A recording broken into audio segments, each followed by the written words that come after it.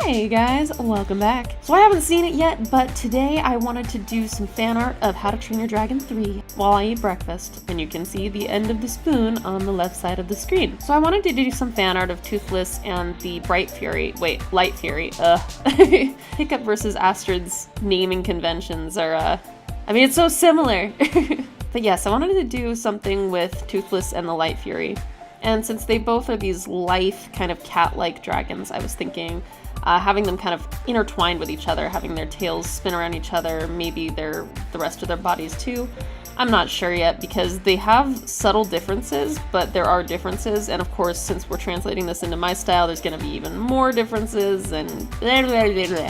So anyway, that is definitely the kind of pose I'm going for. It just really depends on how well I can integrate their forms into each other. So we know that Light Furies are around the same size as Night Furies, but they have a lot of softer, more stereotypically feminine characteristics, like lighter coloring and some pinks in there. She's got like lashes and much softer tendrils on her head. Also, her wings aren't as sharp, but I think I kind of sort of slightly forgot that fact between my research and actually drawing this, so. But the further I get into this, the more I like the idea of them holding hands or paws or claws, along with being intertwined with their tails and stuff. I really should have started this drawing higher up on the page. I'm sorry, but I accidentally underestimated how much room this would take up.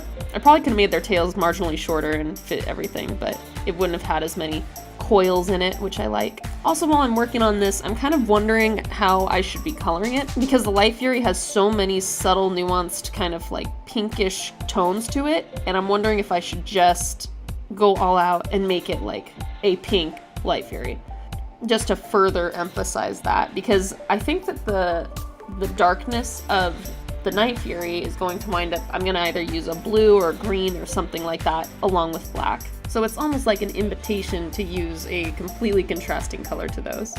But with her, I think that I might start out with some lighter pinks and stuff and then just use a deeper purple to shade, and that'll give plenty of coloring to her, I believe, along with sufficient contrast to Toothless.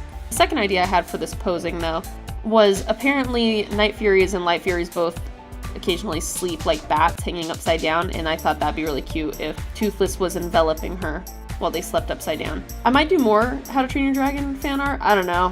What do you guys think? You'll have to tell me, because this is definitely not a DreamWorks-y style. But it's my style, and I do like how they're coming out. And of course, as I typically do with my animals and mythical creatures and stuff, if it's male or female, I still try and express that in a sort of anthropomorphic way. So you can see that I've given the Light Fury a few more curves and softer anatomy. And then Toothless, of course, is going to have a little bit more definition, some sharper lines, more geometric shapes, and so on and so forth. As I get into working on these wings, I'm thinking more and more that maybe I should have angled the Light Fury to be more towards us, the viewers, and that way I could actually put her rear wing behind Toothless and brought his front wing up and around, and then we could have had this really cool kind of spiraling cocoon of wings and tails and stuff. But honestly, I did do this entire drawing in one day and I didn't go to sleep until almost 3 in the morning, so if y'all don't mind cutting me just a little bit of slack, that'd be wonderful.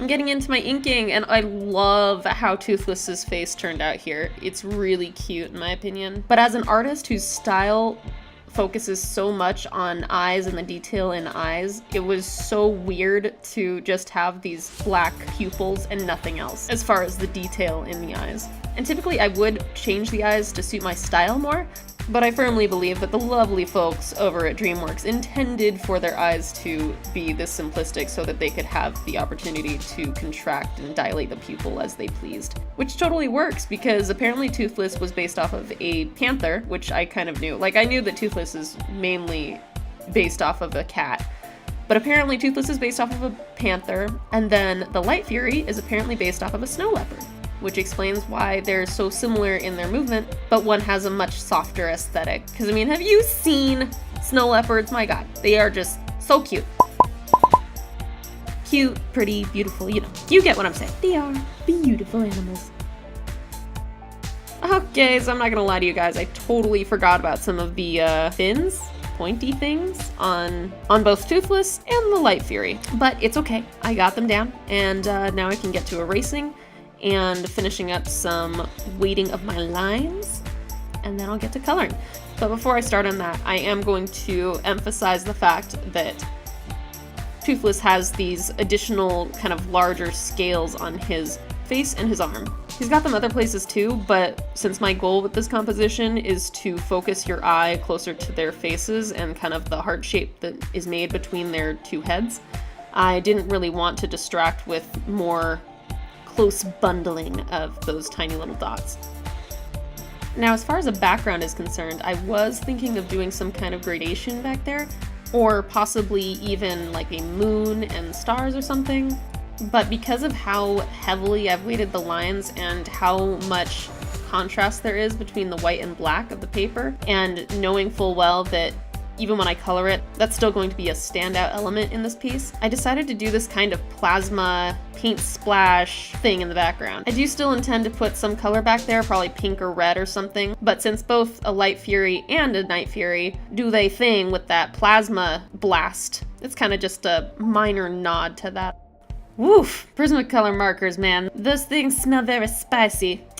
So I had to put it down, even though there was more I wanted to do with it. But now I'm going to work with my watercolor pencils just to kind of place my general colors before I get into those Arteza brush pens. But this is such a delicate balance to maintain the really light white of the Light Fury and also to give it enough dimension that I'm happy with it. So I'm starting out with a really light pink and just gonna see where that goes. I will add some purple later for her though, and I've pretty much decided that I want to use a blue and black for Toothless. Although when I get to the brush pens, I'm going to darken that with kind of a deeper teal sort of color. You know, I really haven't worked that much with my watercolor pencils for a long time. I do kind of miss them. In fact, maybe next week or the following week or sometime in the next few weeks, I might wind up doing another one of my redraw this memes. I kind of already did one. If you haven't seen that, click here. Because I was cleaning my apartment the other day and I actually found this drawing that I still really like. The anatomy is super off, but the coloring is just beautiful. And I kind of want to recreate it with watercolor pencils and all. So for the last few videos, I've been trying to focus on maintaining a sort of gradual shift in color and tonal quality. In color and tonal quality. When I'm transitioning from shadows to flats to highlights. But for this, I don't know, cross-hatching called to me. And I actually really do like the additional contrast that it gave. So I went over this initially with a really thin micron pen, and now I'm going over the even darker parts with a much thicker nib. And also gonna try and blend those wings into the background a little bit more. Next, I'm going over to my Copic markers, which I still need to get new ones. Yeah, I'm probably going to be saying that for the next 10 years. Or not new ones, you know what I mean. I need to refill these. And that way I can still get some semblance of a gradual shift in color without having to resort to too many in-between shades. For the highlight color, I wasn't really sure which color to pick, but I wound up settling on yellow because I can blend that back really, really nicely. And yellow and pink and yellow and blue both look pretty fly together, so I'm good with that. And in this piece, I wasn't too concerned about overblending with my blending brush because my goal was explicitly to try and get the most vibrant colors that I possibly could in predetermined places. And then to blend it out to soften it just to enhance the colors. So yeah, now we're moving on to teal for Toothless to help make him pop a little bit more. I'm gonna blend the ever-loving crap out of that just to make sure that it kind of bleeds everywhere, which is actually what I want in this case because I've made my lines nice and thick. Thick lines, 2 C's. Finally, to finish it up, I'm going to add a pop of color behind them, kind of thinking this red will look good in the background. I didn't want to blend it out all the way either. I kind of like that flatter brush texture, rather than blending it out all smoothly, especially considering that the shading is largely made up of cross-hatching. And if cross-hatching doesn't give something a kind of handmade gritty quality, I don't know what does. But with that, we're done. I want to thank you guys so much for watching. I really hope that you like this, and if you've seen the movie, please let me know what you think. Do you recommend it? I've heard really good things from some of my close friends. But hey, if you like the fan art, please leave a like, comment. I'd love to hear from you, and I respond to everybody. Subscribe. Check me out on Instagram, Etsy, Facebook. And till next time, guys.